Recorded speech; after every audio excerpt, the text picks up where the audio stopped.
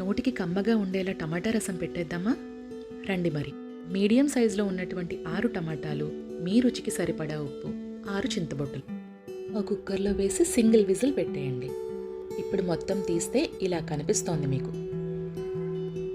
Next ఒక separate గిన్నె తీసుకొని పెద్ద జాలి పెట్టి ఈ ఉడికిన మిశ్రమాన్నంతా స్ట్రెయిన్ చేసేయండి. ఇలా చేయడం వల్ల టొమాటోకున్న తొక్కలు, చింతపండు అంతా సైడ్ అయిపోతాయి. గుజ్జు మాత్రమే వచ్చేస్తోంది. మరలా ఉన్న ఎక్స్ట్రాక్ట్లో ఒక పెద్ద గ్లాస్ నీరు పోసి మళ్ళీ వడకట్టేయండి. మొత్తం రసమంతా వచ్చేలా ఇలా గరిటెతో కానీ చేతులతో కానీ నొక్కితే టేస్ట్ అంతా దిగుతుంది. మరి రుచి అంతా దీంట్లోనే ఉండిపోతుందండి. మొత్తం వదిలేస్తే ఎలా? ఇప్పుడు ఆ వచ్చిన రసాన్ని పక్కన పెట్టేయండి. ఇక పోపు వేసుకుందాం. బాగా కాగిన గిన్నెలో ఒక 2 టేబుల్ స్పూన్ల వేరుశనగ నూనె వేసుకుందాం.